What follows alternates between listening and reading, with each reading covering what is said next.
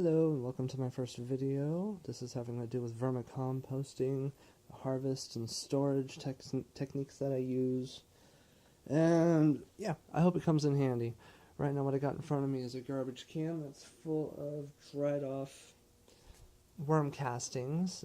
It's the middle of January, still winter time here, so everything in here was extremely wet. I was practically going to be harvesting mud. So let it dry off for about a half a month, however long it takes really, giving it a turn once or twice a day and just being nice and patient. But this is the finished product. Not too dry, not too wet. Got that Goldilocks zone, if you will. Basically, with your final product, it should be the same consistency as your worm bedding, as far as I've seen. Don't want it too wet, don't want it too dry, don't want it too hot, don't want it too cold. Want it just right. This is what we got. Other debris that you're looking at in here is leftover pumice and eggshells, definitely. I got eggshells in here. I'm not going to let those escape this one. It can be another benefactor to using this stuff. And I know it's a little odd me showing off this portion of the video so soon. I should be doing everything else soon, but I'm harvesting because I'm stuck in this thing right now, so trying to take care of the cabin fever before it sets in. Cast consistency is looking good and all that jazz.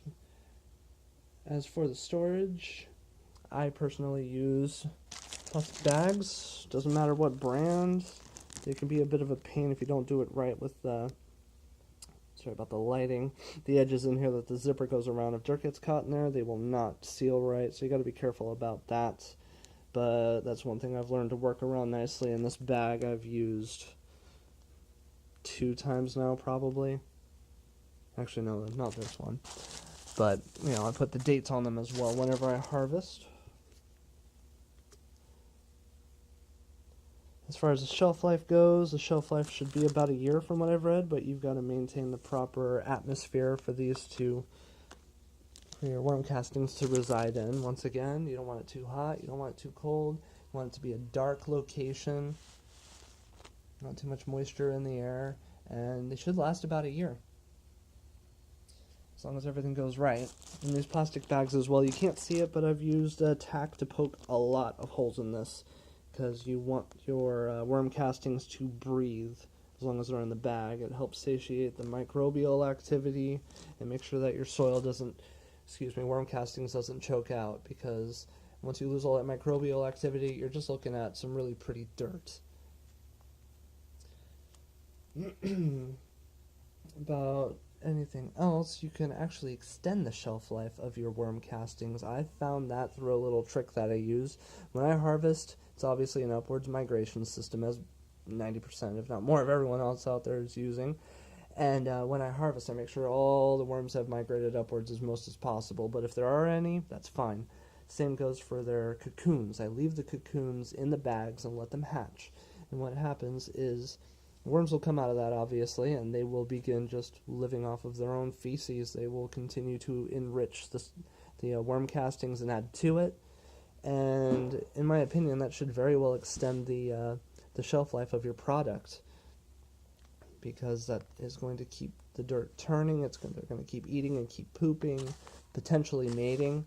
But you know, there's not much food in there when you've harvested it. So overall, those worms will die in time. But that is okay.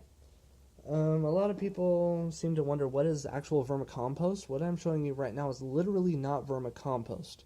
I've used a method of vermicomposting, but I did not follow the certain steps. Apparently, if you want pure 100% vermicompost, which will be the richest castings you can possibly have, assuming that you meet all of their requirements for a healthy living environment for worms, what you do is you make a bin, throw your food in there, give it everything it needs, give it worms, and literally let the worms eat it until it's gone, and eat it after it's gone, and die in it after it's all gone. By the time when you've reached that point, there will be nothing in there but the richest soil, assuming you harvest it at the right time. Personally, I don't like that method. I like my little guys, and they are still booming as far as the population goes. I'm not looking to stump that, and it's a hobby enough to do all this work. So I'm happy with what it gives me. Besides that, I think that's about it for this video and all the information I wanted to share. But, please feel free to comment, good, bad, I don't care. If you've got ideas that I maybe haven't known, please share those too. I'm looking to learn more, and I know there's people out there who do this and have maybe a better setup than I do, or some ideas that I don't, and I would love to hear them. So, thank you very much for watching. Hope it helped.